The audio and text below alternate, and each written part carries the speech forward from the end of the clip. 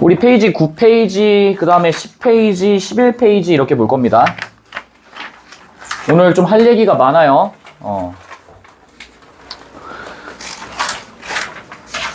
어려운 거는 팩트거든. 근데 어렵다고 징징대발 바뀌는 건 없다. 어렵다고 징징대발 바뀌는 거 없고요. 어려우면은 왜 어려운지 생각을 해보시고 그 다음에 최대한 해보려고 노력하셔야 돼. 어렵다고 던져놔봤자 어차피 여러분들 2학기 때 또 다 돌아온다. 특히 너네는 2학년 때 또 한국사 하시잖아요. 한국사 하시면서 다 돌아올 거야. 오늘 막 지문을 뭐 독해를 한다든지 뭐 그런 것보다는요, 좀 역사 얘기 좀 많이 할 겁니다. 제가 역사 얘기 졸리실 수 있어요. 근데 알아야 돼. 특히 너네는 한국사 1, 2로 또 세분화되어 있죠.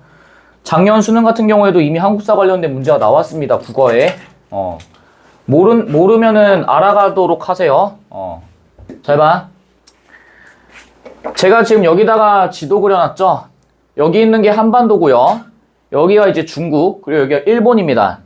일본은 크게 신경 쓰실 필요는 없어요. 임진왜란 때를 제외하면은 일본은 크게 뭐 이렇게 우리나라 역사에서 일본이 이제 임진왜란 이후에 조금 영향을 미쳤기 때문에 좀 논외로 치고요.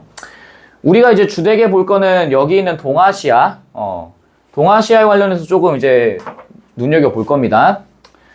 여기가 이제 중국이고요. 여기가 이제 한국, 한반도라고 적어 놓을게요. 우리가 이제 이 이후에 배우게 되는 모든 내용들이 전부 다 여기 있는 성리학적 세계관에 기반을 합니다. 특히 너네 이제 2학기 때 배우시는, 2학기 때 공통국어에서 배우는 것들은 거의 다 이제 고전이거든요. 그 고전을 이해하기 위해서는 여기에 있는 성리학적 세계관을 반드시 이해하셔야 됩니다. 이거에 대한 이해가 없으면은요, 고전을 읽는 게 아무짝에도 쓸모가 없을 거야. 그냥 그 시간에 릴스를 보는 게 더 도움이 되실 거예요. 일단 우리가 좀 정의를 좀 해볼게. 여기 있는 성리학이 뭔지를 조금 아실 필요가 있어요. 성리학이라고 하는 거는요, 우리가 이렇게 얘기를 할 겁니다. 인간의 본성에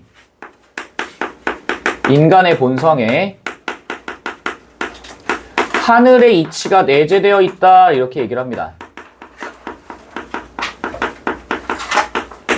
내재되어 있다라고 생각을 하고요.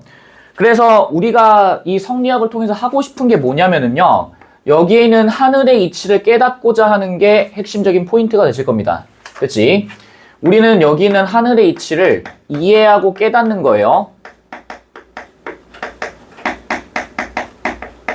깨닫고 이해한다. 요게 이제 핵심이 되실 겁니다. 됐죠? 그럼 잘 들어봐. 우리나라가 언제부터 이 성리학을 받아들였는지를 조금 얘기를 좀 해드릴 거예요. 지금 여기다 써드린 건 안 적으셔도 됩니다. 적으라는 것만 적으시면 돼요. 여기 있는 한반도에서 우리 이제 고려로 좀 가볼게요.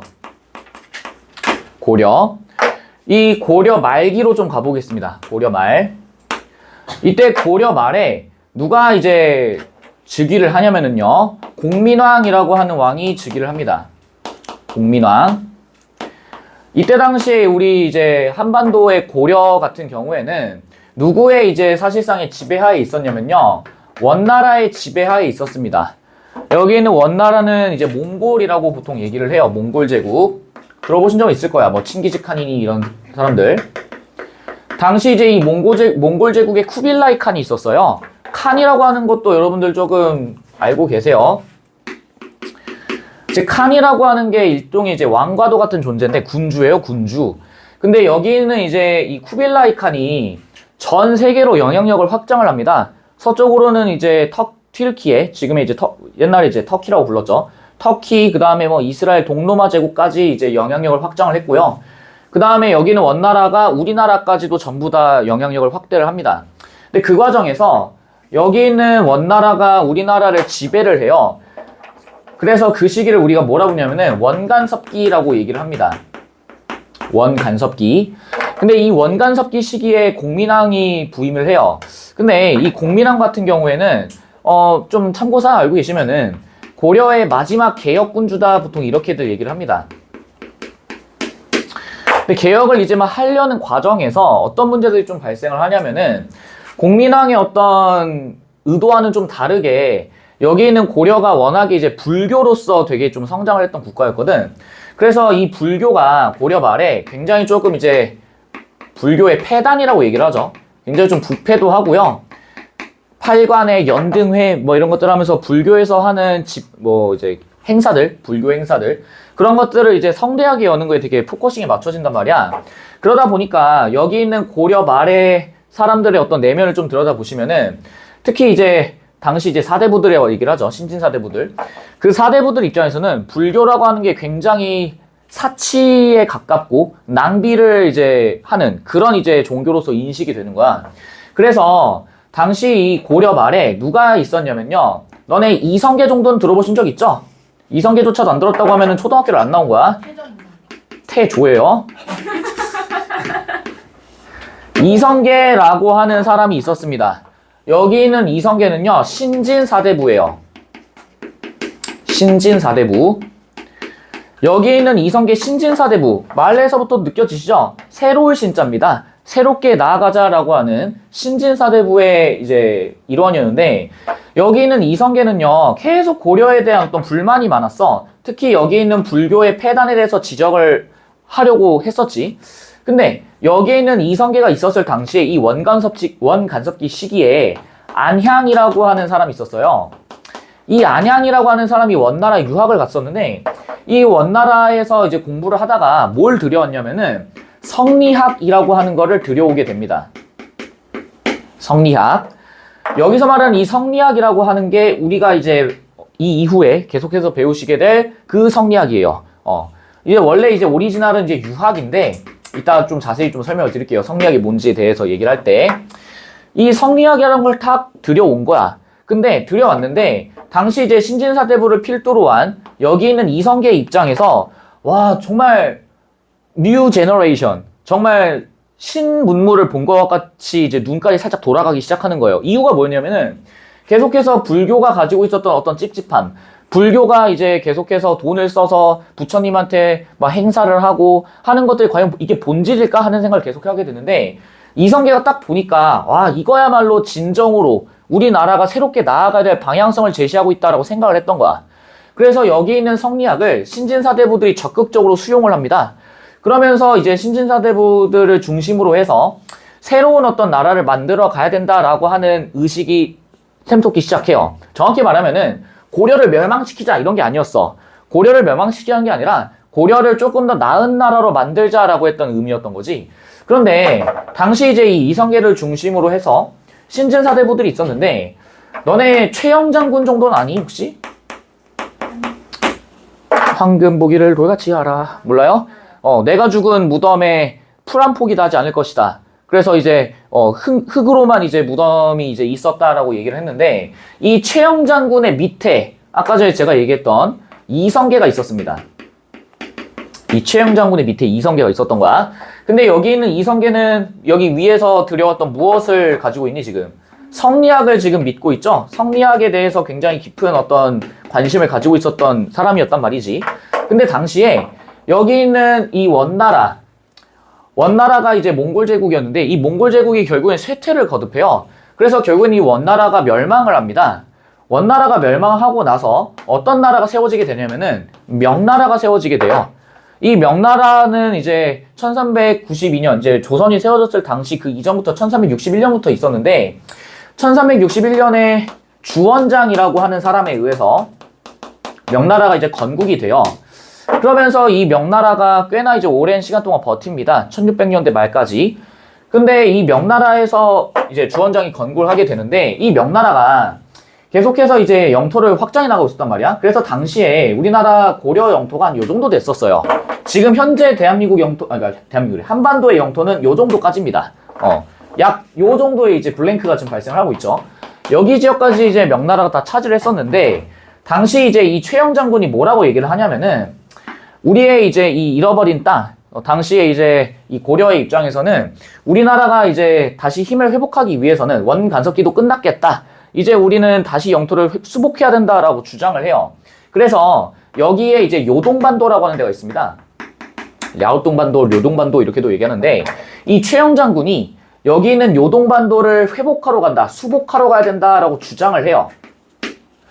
근데 여기 있는 밑에 있는 이성계 입장에서는 그 생각이 드는 거야. 여기 있는 이성계 성리학 믿는다고 했었죠? 근데 이 성리학은 어디에서 왔어? 아까 제가 얘기했던 것처럼 중국에서 왔었죠? 원나라에서 왔었지?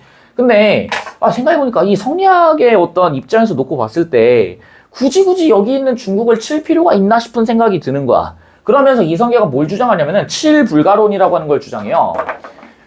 이게 뭐냐면은요, 7가지의 이유를 들어서 요동반도를 수복하러 가는 것은 합당하지 않다라고 주장을 합니다. 그 중에 첫 번째가 뭐였냐면은 이때 이 요동반도를 치러 갈 그 시점에 여름이었어요. 여름, 한여름. 근데 이성계가 이렇게 얘기를 하는 거야. 여름에 이 먼 거리를 올라가려면은 힘도 많이 들고 그 다음에 말도 지치고 군사도 지친다 이렇게 얘기를 한 거야. 그러면서 이때 당시에는 총을 들고 싸우지 않았어. 전부 다 활로 싸웠습니다. 그 활로 싸울 때 활에 매긴 악교라고 얘기를 해요. 소위 말해 이제 접착제 같은 거야. 그 접착제가 여름이 되면은 이제 다 흐물흐물해서 녹아내릴 테니 이 요동반도를 수복하러 가는 것은 상당히 불가능한 일입니다 라고 주장을 합니다.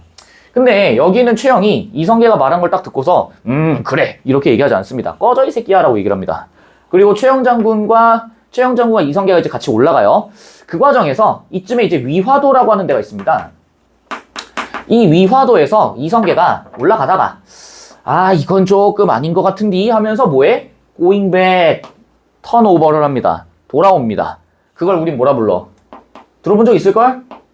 위화도 회군이라고 얘기를 하죠. 들어본 적 있지? 위화도에서 백을 해요. 그러면서 이성계가 최영 장군을 포로로 잡습니다. 쿠데타죠, 쿠데타. 최영 장군이 붙잡혀서 그래서 이 새끼 지금 뭐 하는 거야? 이렇게 얘기를 했겠지. 이성계가 장군 죽어주셔야겠어요 하면서 최영을 모가지를 날려버립니다. 죽여버려요. 그리고 나서 이 최영이 이제 사실상 고려의 어떤 실질적인 지배층, 그러니까 지배의 어떤 군주까지는 아니었고요. 당시 이제 뭐 우왕, 창왕 해가지고 이제 허수아비 같은 왕들이 있었는데 최영 장군이 이제 실질적인 권력을 잡고 있던 사람이었거든. 최영 장군을 날립니다.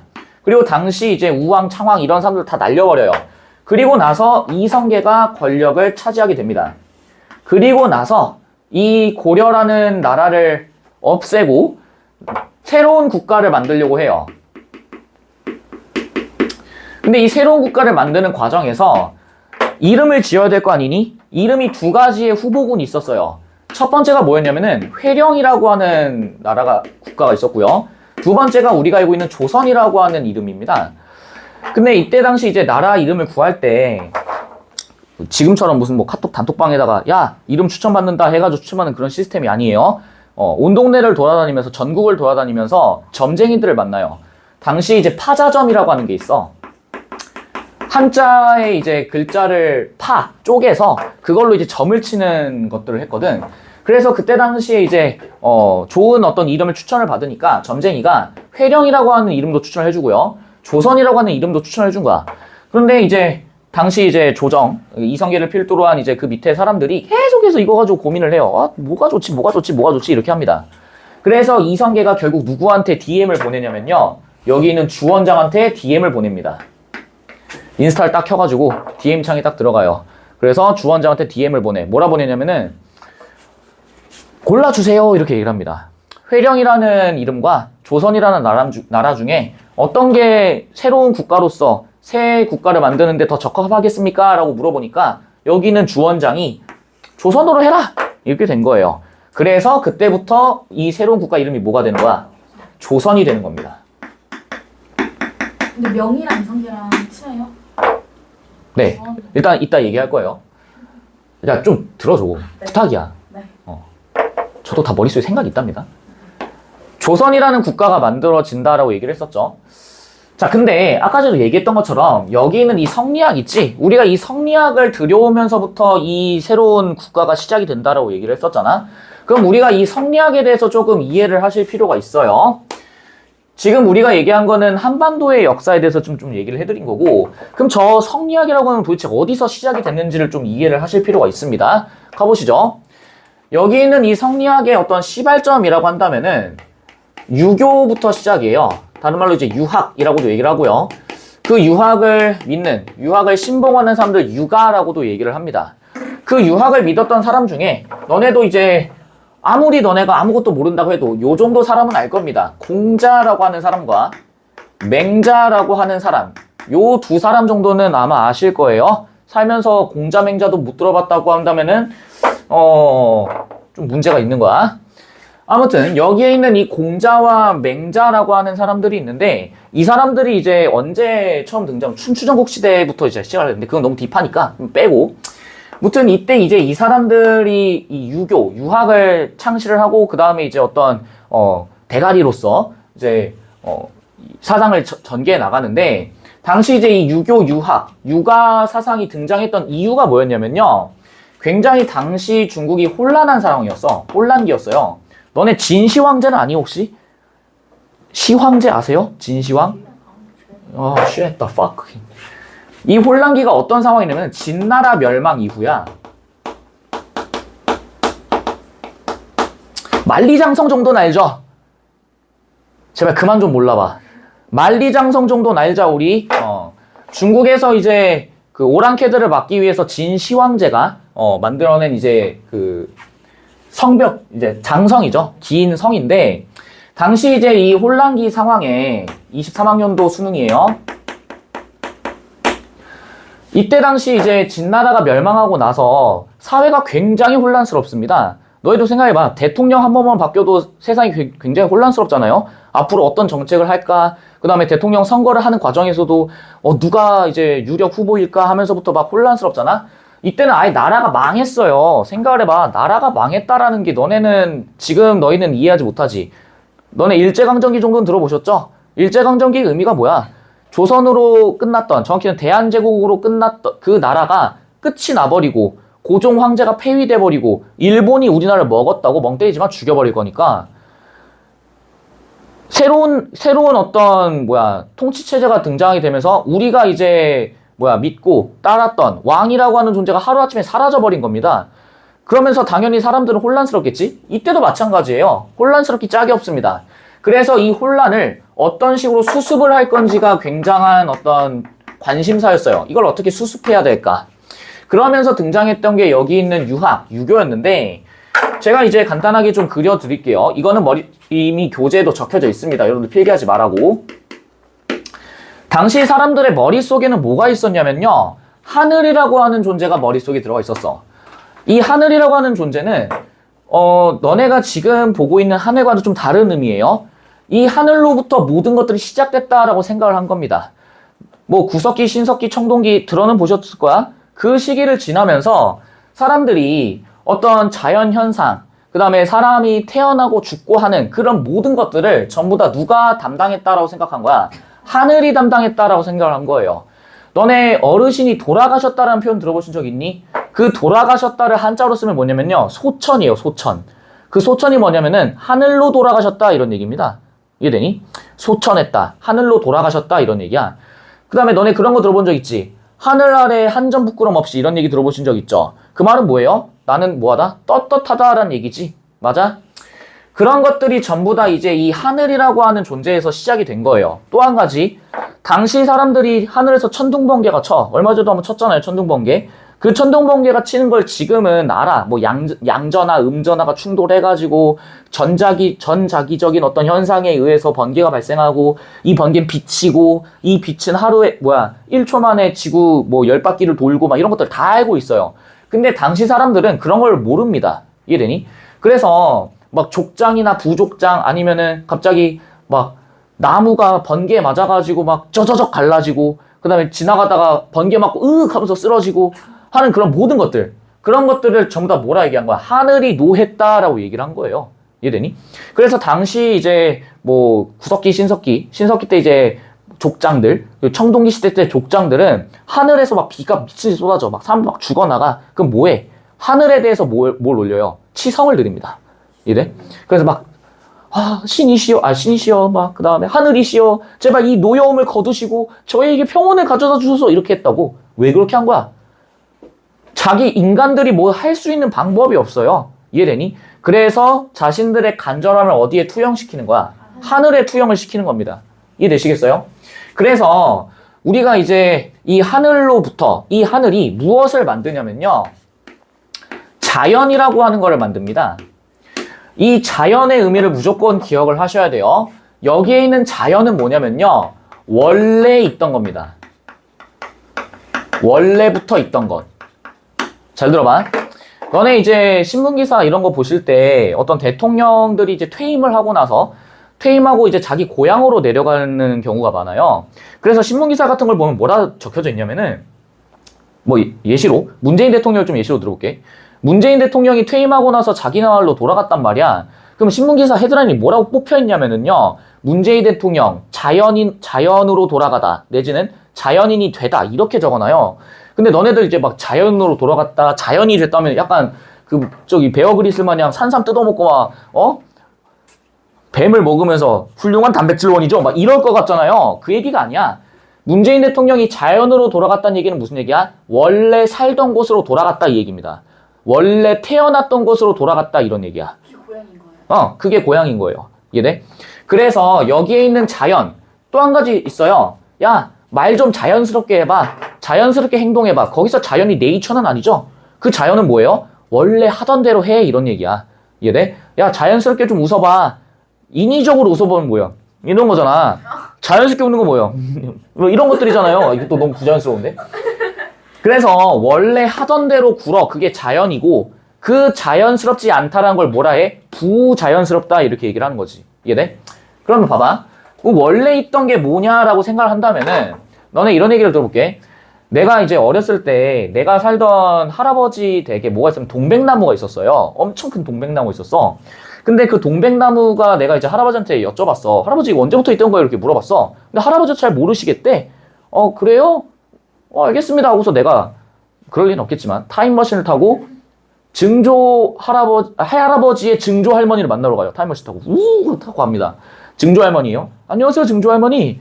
혹시 여기 동백나무가 언제부터 있었는지 아시나요? 글쎄다, 나도 모르겠네. 이러겠지. 또 타임머신 타고 또 올라갑니다. 또 올라가. 증조 할머니의 증조 할머니를 만나러 가요. 증조 할머니를 만나러 가요. 안녕하세요, 할머니. 혹시 이 동백나무 언제부터 있던지 아시나요? 글쎄다, 나도 잘 모르겠는데. 이래요. 또 타고 올라갑니다. 타고 계속 올라가요. 계속 올라가요. 이제 최초의 할머니를 만나러 갑니다. 최초의 할머니랑 이제 페이스 투 페이스 하는 거예요. 할머니, 이 동백나무 언제부터 있었어요? 이제 이 할머니는 내 질문에 무조건 답을 해줘야 돼요. 그때 할머니가 뭐라 이게? 원래부터 있었단다 이렇게 얘기하는 거야. 그래서 그걸 뭐라 불러? 자연물입니다 이렇게 얘기하는 거지. 이해되니? 그럼 잘 봐. 그럼 당시 사람들은 이 자연이라고 하는 거에 그냥 자연이라는 걸 보면서 그냥 자연이구나 이렇게 얘기하지 않았어. 왜? 당시 사람들의 머릿속엔 뭐가 있었어? 하늘이라고 하는 존재가 있었잖아. 그럼 이 자연도 누가 만든 거예요? 하늘이 만들었다라고 얘기하는 거지. 그래서 여기에 있는 이 하늘에는 무엇이 내재되어 있다라고 얘기했냐면은 하늘의 이치가 내재되어 있다라고 얘기했습니다. 내재란 얘기는 안에 존재한다는 얘기예요. 그래서 여기에 있는 자연에는 자연의 이치, 다시 말해서 하늘께서 만들었기 때문에 하늘의 이치가 내재되어 있습니다 라고 얘기했고요. 이 하늘의 이치는 다른 말로 자연의 이치입니다 라고 얘기를 합니다. 또 다른 말로는요, 자연의 섭리라고 얘기를 합니다. 들어보신 적 있죠? 자연의 이치, 자연의 섭리라고 얘기를 했어. 그러면은 여기 있는 하늘께서 자연을 만드셨는데 그러면은 우리가 태어나는 것도 누가 만든 거야? 하늘이 만든 거예요. 그래서 여기 있는 하늘은 또 누굴 만들어? 인간이라고 하는 존재를 만듭니다. 그럼 잘 보세요. 그럼 여기에 있는 인간을 그럼 하늘이 어떻게 만들었냐라고 생각을 했을 때 여기에 있는 인간도 역시 자연을 만들었던 것처럼 무엇이 내재되어 있다라고 얘기하는 거야? 하늘의 이치, 이가 내재되어 있습니다 라고 얘기를 한 겁니다. 그래서 우리가 이제 여기에 있는 인간과 자연은 둘 다 어때? 하늘의 이치가 내재되어 있죠. 그러면은 여기는 인간과 자연은 서로 싸워야 될까 함께 해야 될까? 함께 해야 됩니다. 그래서 잘 보세요. 이거 멍 때리시면은 너네 고전할 때 내가 고전할 때 그냥 이것만 그려놓고 넘어갈 겁니다. 설명 안 할 거예요. 또 그때 가가지고 처음 들어요. 이딴 소리 하지 마. 죽여버릴 거니까. 여기에 있는 자연과 인간은요 서로 함께 해야 됩니다. 그래서 연대, 유대, 조화를 이루어요. 그리고 여기에 있는 인간과 자연은 서로 친밀감을 가져야 돼요. 이 친밀감이라는 얘기는 막 내적 친밀감 막 이런 얘기 있잖아. 자연과 인간이 서로 함께하기 때문에 서로 이 감정의 거리가 멀지 않고 뭐하다, 가깝다라고 얘기해요. 그래서 자연과 친밀감을 갖고요. 연대유대 조화를 이루기 때문에 뭐라 불러? 자연 친화라고 얘기를 하는 겁니다. 이해됐니? 전부 다 뭐예요? 하늘의 이치가 내재되어 있는 존재들끼리 서로 연대유대 조화 함께 해야 된다라고 얘기를 하시는 겁니다. 이해되시겠죠? 자, 그래서 이렇게 이제 하나가 되는 건데 문제가 뭐냐면은요. 그럼 당시 사람들은 이렇게 자연과 인간이 있고 하늘이 있는데 사람들의 입장에서는 이 하늘을 딱 이렇게 올려다 봤어. 올려다 봤더니 아무것도 보이지가 않아. 그냥 구름만 떠다녀요. 근데 지금이야 우리가 하늘 위에 뭐가 있다는 걸 알고 있어? 성층권도 있고 열권도 있고 다 알고 있죠? 그 너머엔 또 뭐가 있어? 우주가 있다는 것도 알잖아. 맞아?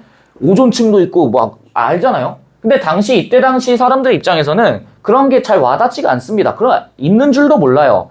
하늘을 봤는데 그냥 하늘이 뻘개지고 하늘이 푸르러지고 하늘에 비가 오고 막 이래. 근데 이거는 우리의 어떤 힘으로는 할 수 없는 것들이지. 맞아? 그래서 당시 사람들은 여기 있는 우리가 보고 있는 하늘, 구름이 있고 비가 내리고 해가 떠 있고 달이 뜨는 그 모든 하늘에 대해서 나름의 세계관을 부여를 합니다. 그래서 그 세계관에 따라서 여기에는 하늘을 뭐라 불렀냐면은 천상계라고 불렀어요. 천상계. 여기에 있는 천은 하늘 천자고요. 여기는 사는 윗상자야. 그래서 여기 있는 말을 다른 말로 윗상자를 써서 상계라고 부릅니다. 상계. 그럼 위에는 천상계야. 그럼 여기에는 천상계는 뭐가 있는데? 너네 이런 말 들어본 적 있니? 옥황상제란 말 들어본 적 있으세요? 안 들어봤다 하지 마. 죽여버릴 거야. 옥황상제라고 하는 존재가 있습니다. 여기에는 옥은 구슬옥자예요. 왜 구슬옥자를 썼냐면은 이 옥이라고 하는 게 지금이야 뭐 옥장판 해가지고 뭐 유명하잖아요. 근데 당시 이 옥이라고 하는 거는 굉장히 보기 드문 거였어. 그래서 하늘 위에는 그런 옥으로서 가득 차 있을 것이다 라고 생각을 했던 거야. 상상을 했다고. 이해돼? 왜? 실제로 우리가 하늘 위로 올라갈 수 있어 없어? 그때 당시는 없어요. 지금도 너네 못 가잖아. 야, 나사 우주선 타지 않는 이상 너네 갈 수 있니? 못 가요. 선택받은 자만 갈 수 있어. 우주 비행사만 갈 수 있다고. 니들도 하늘 그냥 막연히 보는 수밖에 없어요. 물론 비행기를 타면 올라갈 수는 있지. 근데 지금은 알잖아. 비행기 타고 올라가면 구름밖에 없다는 걸 너무나도 잘 알고 있잖아요. 근데 당시 사람들 그딴 거 몰라요. 저 하늘 위에는 옥황상제님이 살고 있고 선녀님들과 함께하면서 연대유대 조화를 하고 있을 것이다 라고 생각을 했다고. 그러면은 여기 있는 자연과 인간이 있는 이곳은 당시 사람들은 뭐라고 생각했냐면은 천상계의 반대인 지상계라고 얘기를 했어요. 땅 지자에 윗상자를 쓰는 겁니다. 그래서 여기에 있는 상계와 반대로 아래 하자를 써서 뭐라 불러? 하계라고 불러요. 그래서 당시 사람들은 여기 있는 천상계의 천, 지상계의 지를 합쳐서 뭐라 불러? 천지라고 부릅니다. 또 다른 말로 여기에 있는 지상계를 하늘 아래에 있다라고 해서 천하라고 얘기를 해요. 전부 다 23학년도 수능에 나왔던 내용입니다. 됐니? 천지라고 부른다. 그래서 이 천지를 당시 사람들은 온 세상이다라고도 얘기를 해요. 됐니? 천지를 뒤흔든다. 무슨 얘기야? 온 세상이 뒤흔들렸다. 이런 얘기입니다. 이해되시겠어요? 자, 그러고 나서 보니까 여기 있는 천상계의 존재, 옥황상제 같은 게 있고 선녀 같은 것들이 있겠죠? 근데 이런 옥황상제와 선녀가 가끔씩, 정확히 말하면은 선녀들이에요. 선녀들이 가끔씩 여기 천상계에서 잘못을 저지를 때가 있습니다. 물론 여기에 있는 천상계에 있는 사람들은 모두가 다 착하고 모두가 다 이제 자비롭고 자애로우신 분들이에요. 근데 간혹 가다 이 천상계에서 사고를 치는 사람들이 있어. 그래서 여기 있는 천상계에서 그 죄를 지은 사람들한테 벌을 줘야 돼. 벌을 줘야 돼. 근데 그 벌을 주는 게 어떤 식으로 되냐면은 이 천상계에서 어디로? 지상계로 내려보냅니다. 지상계로 내려보내요. 그거를 우리는 이렇게 얘기해요. 적강입니다. 이렇게 얘기해요. 죄를 짓고 내려온 걸 적강. 너네 2학년 때 송민국에서 배우게 될 겁니다. 죄를 짓고 내려온 데서 적강구조라고도 얘기하고요. 혹은 여기 위에 있는 천상계의 존재가 가끔 가다가 지상계 애들은 뭘 하고 있나 하면서 내려오는 경우도 있어요. 그거를 아래 하자를 써서 뭐라 불러? 하강합니다. 이렇게도 얘기합니다. 됐니? 그래서 너네 어린아이들이 신생아들이 태어날 때 응애하면서 태어나죠? 그게 왜 응애하면서 태어나게? 뭐 여러 가지 설이 있어요. 첫 번째 뭐냐면은 이 천상계에 누가 있는 삼신할머니가 계십니다. 들어본 적 있니? 삼신할머니가 이제 애를 어떻게 남자로 태어나게 할지 여자로 태어나게 할지 어느 집에 태어나게 할지 다 정하신다고 하잖아. 근데 그 삼신할머니가 천상계에서 지상계로 내려보낼 때 애 엉덩이를 빵 때려요. 빨리 가라고. 얼른 나가라 하면서 땅 쳐요. 그래서 애가 엉덩이를 맞아서 아, 아파 하면서 응애 하면서 태어나는 거야. 첫 번째 설. 옛날 사람도 그렇게 말했어. 두 번째는 뭐냐면은요. 여기 있는 천상계에서 살고 있던 사람들이 기억이 있을 거 아니에요? 근데 이렇게 적강을 시킬 때, 죄를 짓고 내려왔을 때 머릿속에 있는 기억을 포맷을 시켜버립니다. 근데 포맷을 시키면서 뱃속에서 이렇게 딱 태어날 때 포맷을 시키면서 딱 태어날 때 마지막 찰나에 아 너무나도 억울해 난 죄가 없는데 하면서 억울해 하면서 울면서 태어나서 응애 하면서 태어난다라고도 얘기를 합니다. 그러니까 당시 사람들 머릿속에는 이 천상계와 지상계가 존재했던 거야. 이해되세요? 그리고 난 다음에 여기에 있는 하계, 그러니까 죄를 짓고 내려왔죠. 그 죄를 짓고 내려온 사람이 결국에는 이 인간 세상에서 삶을 살아가면서 깨달음도 없고 사랑도 하고 지지고 볶고 하겠죠? 그러면서 어느 정도 하늘의 이치를 깨닫게 됩니다. 너네 이제 나이 먹으면 지금의 니들 존나 잼민이고 아무것도 모르고 공부 왜 해야 돼요? 씨받고 대학은 왜 가야 돼요? 아니 왜 성실하게 살아야 돼? 일은 왜 해야 돼요? 아, 저는 그냥 부모님한테 용돈 받으면서 해피해피하게 살고 싶은데요. 그냥 좀 평생 어머니 옆에서 아버지 옆에서 평생 그냥 빌붙으면서 살 건데요 라고 하지만은 너희가 30살 먹고 40살 먹어도 그럴까? 그러지 않아요. 물론 그런 사람도 없잖아. 있지만은 팩트잖아요. 있어요. 그럼 너무 딥하니까. 그런 사람들도 있지만 거의 대다수의 사람들은 20살 좀 넘어서 20대 중반 정도 넘어가면 독립을 한단 말이야. 그리고 나서 이제 40살, 50살, 60살 먹으면은 이제 사람들이 겸손을 배우기도 하고 그 다음에 이제 뭐 누군가를 사랑하고 누군가를 배려하는 마음도 배우게 되지. 그러면서 이제 나이를 하나하나 먹고 환갑의 나이에 이르게 되고요. 그러면서 이제 80살, 90살 이렇게 먹게 되면은 결국에는 사람들이 아, 인생이라는 거는 참 부질없구나, 덧없구나. 아, 우리는 그냥 주어진 대로 살아가야만 하는구나 라는 걸 깨닫게 돼. 그러면서 결국엔 그 깨달음을 어느 정도 얻었을 무렵 그때 이제 뭐 하게 되는 거예요? 하늘도 아, 너도 이제 내 뜻이 무엇인지 알겠구나 하면서 다시 뭐 하는 거 하늘로 데려가시는 겁니다. 그래서 아까 얘기했던 소천이라는 개념이 나오게 되는 거죠. 이해되세요?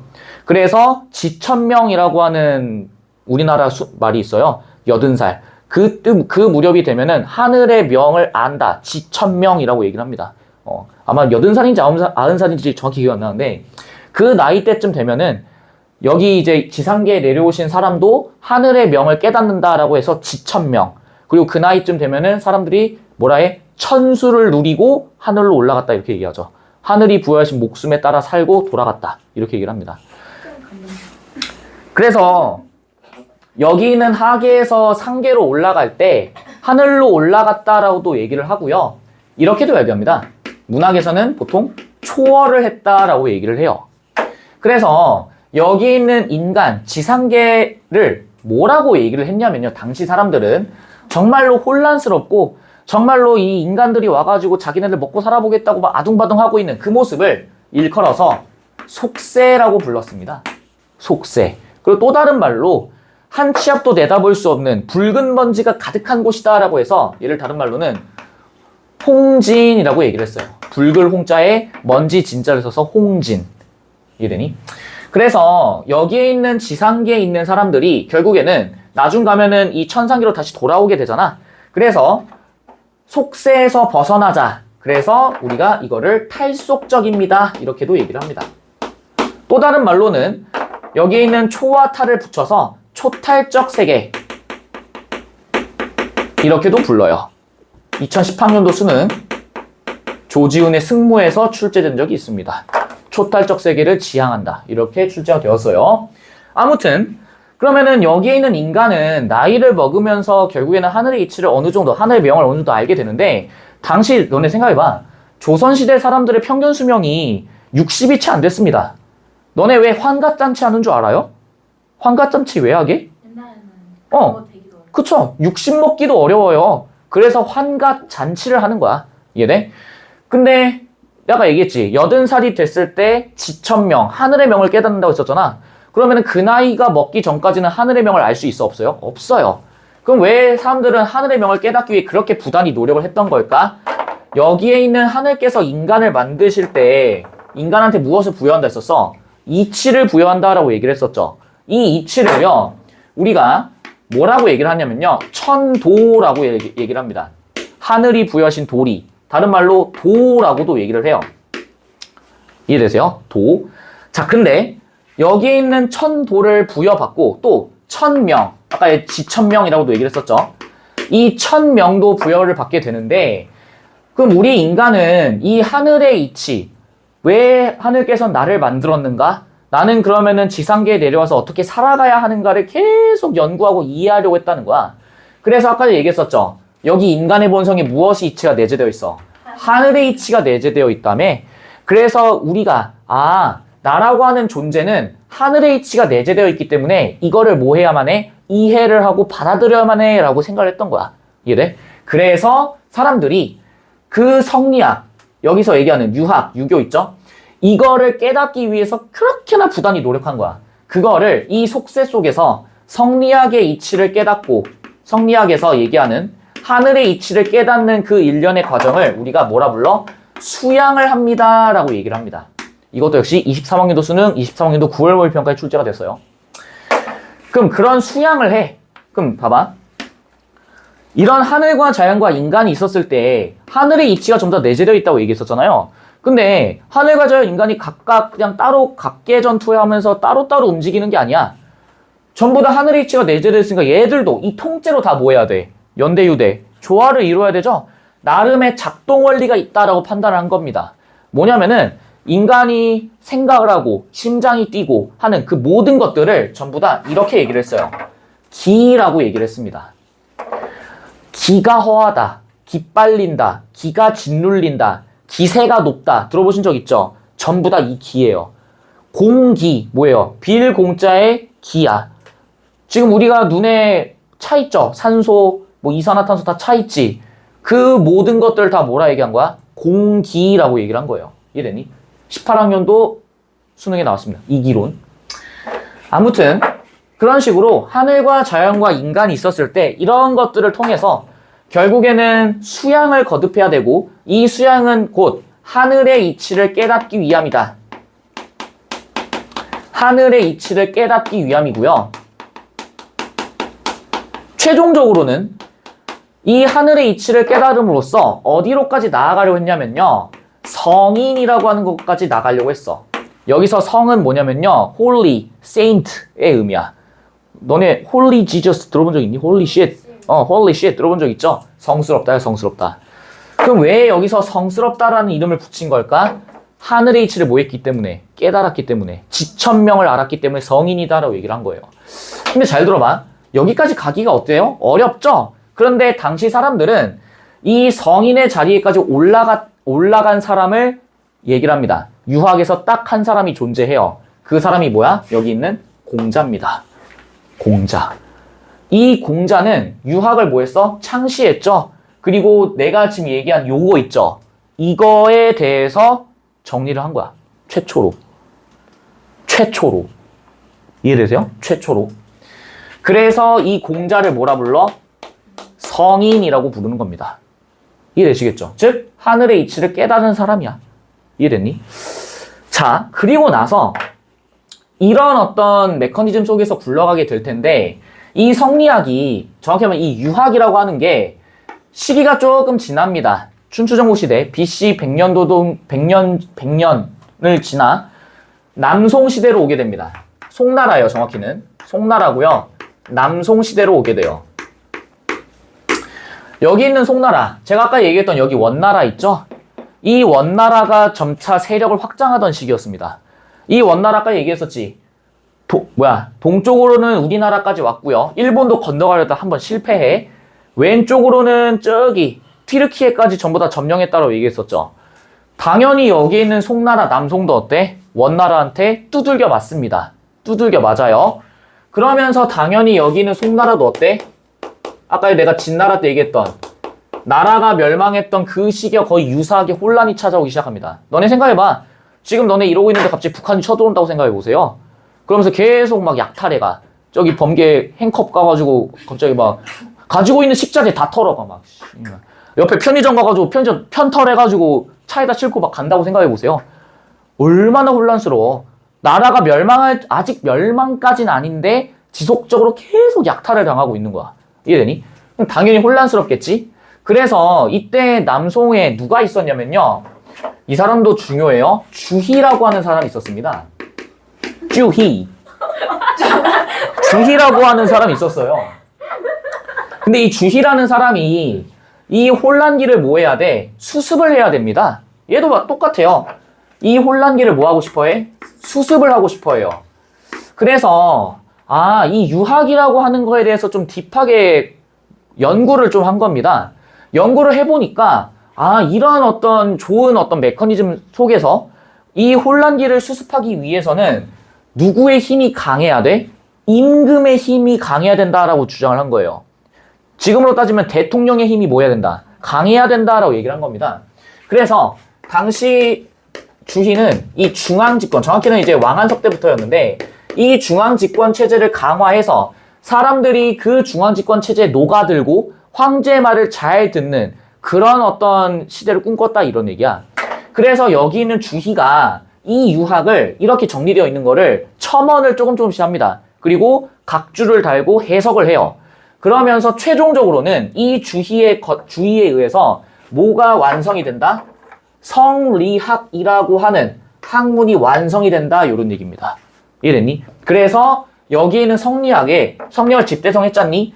그래서 여기 있는 주희도 마치 공자처럼 성인까지는 아니더라도 어떤 학문을 집대성해놨다라고 해서 주희한테 주자라고 하는 자를 붙입니다. 이랬니? 그래서 주희를 뭐라 불러? 주자라고도 불러요. 그래서 이 성리학을 뭐라고도 부르냐면요. 주자학이라고도 부릅니다. 역시 23학년도 9월 모의평가에 출제가 됐습니다. 주자학. 되시겠나요? 그럼 성리학은 곧 뭐야? 주자학과도 똑같은 겁니다. 이해됐죠? 이해됐니? 그럼 가봐. 그래서 그럼 여기 주자학이랑 여기 유학이랑 뭔 차이예요? 라고 얘기를 할 거예요. 당시에 여기 있는 주자학에는 뭐라고 이제 또 적혀 있냐면은 여기 인간 지상계 있지. 인간들이 이제 천상계에서 지상계로 내려왔잖아. 근데 당시에 황제를 비롯한 우리 이제 왕을 한자로 쓰면 뭐예요? 임금군. 물론 왕이란 말도 왕자도 있지만은 임금군자를 쓰죠. 근데 생각을 해보니까 여기 있는 임금은 지금처럼 투표를 통해서 뽑히니? 아니죠. 뭐야? 눈 떠보니까 뭐예요? 응애 하고 태어났어. 그랬더니 뭐야? 왕이야. 존나 레전드야. 눈 딱 떴는데 갑자기 왕이에요. 그럼 내가 만약 첫째 아들이야. 그럼 뭐야? 아버지가 돌아가시면 나는 자연스럽게 왕이 됩니다. 황제가 되는 겁니다. 뭐요? 아니. 아빠를 죽인다고요? 아니 그러지 않아요. 왕 되고 싶어. 그건 천륜을 어기는 겁니다. 그런 왕들은 오래 지속할 수 없어요.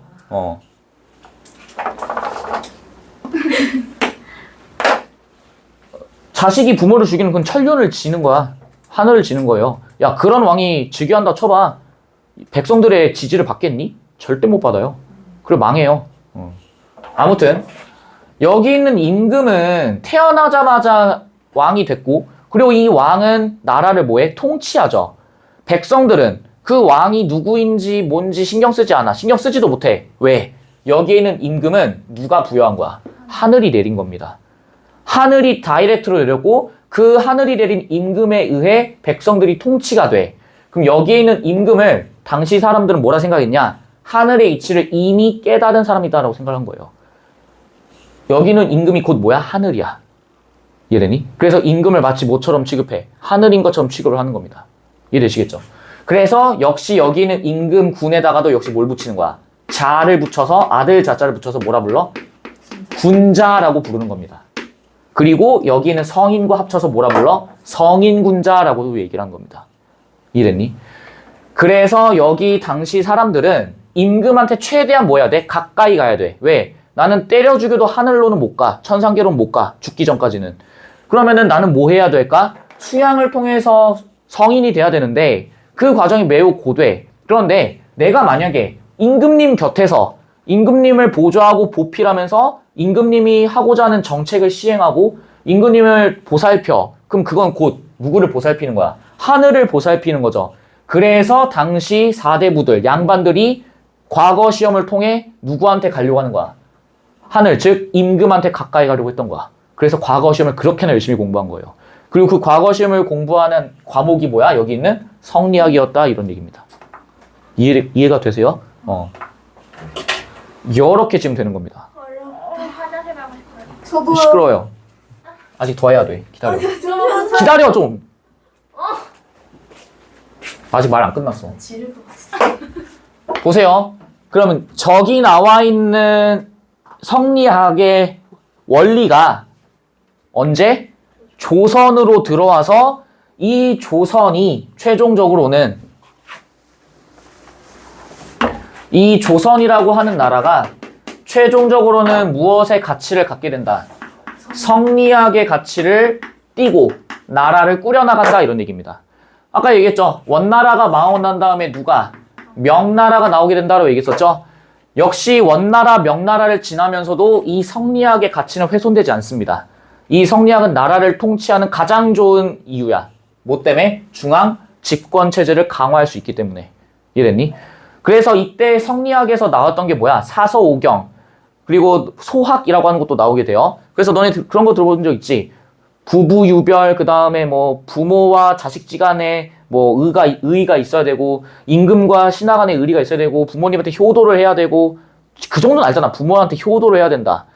그래서 이때 당시 성리학에서 중요시 여겼던 게 충과 효야. 임금한테 충성을 하고 부모님한테 효를 하는 거. 그러니까 당연히 나라가 안정이 될 수밖에 없어요. 왜? 임금님한테 충성하는 게 당연한 것처럼 가스라이팅을 해. 부모님한테 효도한 게 당연한 것으로 가스라이팅을 해. 그러면은 사람들이 말을 다 잘 듣겠지? 그럼 나라가 안정되겠죠? 그래서 원나라 때부터 시작해서 청나라 때까지 이 흐름은 절대 바뀌지 않습니다. 이해되시겠죠? 이후에 청나라 얘기도 잠깐 할 겁니다.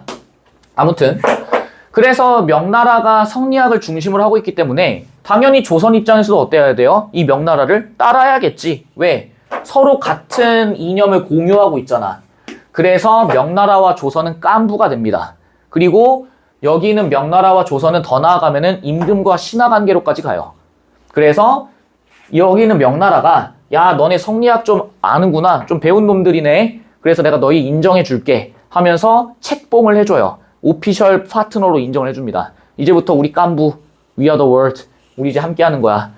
그래서 임진왜란 때 일본이 도요토미 히데요시가 쳐들어왔을 때 조선이 어떻게 되는 거야? 명나라한테 구원을 요청하고 그럼에 따라서 내려오게 되는 거죠.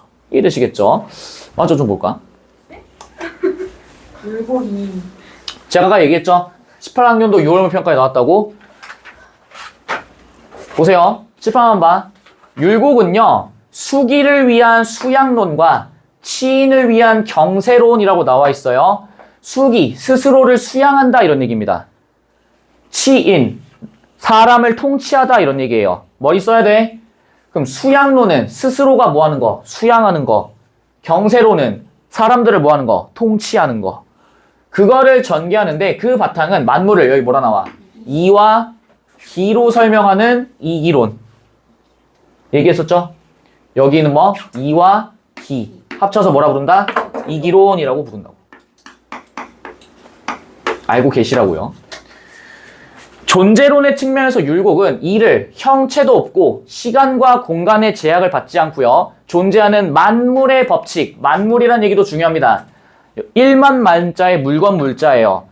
만 개의 물건이 아니라요. 여기 우리가 존재하고 있는 하늘 아래 지상계에 존재하는 모든 것들을 뭐라 불러? 만물. 그래서 천지만물이라고도 부릅니다. 알고 계십시오.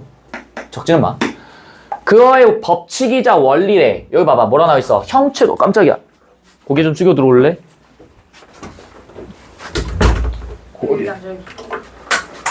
고개 숙여. 고개 숙여. 찍혀. 안 지켰어. 천지만물의 법칙으로 봤고요. 그 다음에 얘들은 형체도 없고 시공간의 제약을 받지도 않습니다. 그러면은 누가 부여한 거기 때문에 하늘이 부여한 거기 때문에 눈에 보이지 않는다 이런 얘기야. 길을요 시간적 선후 앞과 후 공간적 시작과 끝을 가지면서 끊임없이 변화하며 작동하는 뭐라고 나와 있어? 물질적 요소. 물질적 요소. 그래서요 여기에 있는 이 성리학 있죠? 이 성리학을 우리가 이렇게 정의를 할 겁니다. 눈에 보여 안 보여? 잘 안 보이죠? 우리의 정신에 존재합니다. 우리의 이념이에요. 그리고 우리가 실제로 보고 듣고 느끼는 현실 속의 물건들과는 형태가 어때? 다르죠? 그래서 뭐라 불러? 형이상학적입니다 라고 불러요. 알고 계셔야 됩니다. 적용하기 4번에 나와요. 좀 견뎌. 여시춘추에 따르면요. 천지를 채운 뭐? 기. 음악을 통해 균형. 균형이란 얘기는 연대유대 조화. 밸런싱을 맞춘다 이런 얘기죠. 그래서 여기 나와있지. 뭐라 나와? 음악의 뭐? 조화로운 소리. 자연의 기와 공명에서 천지의 뭐? 조화에 기여하고. 인체 내에서도 기의 원활한 순환.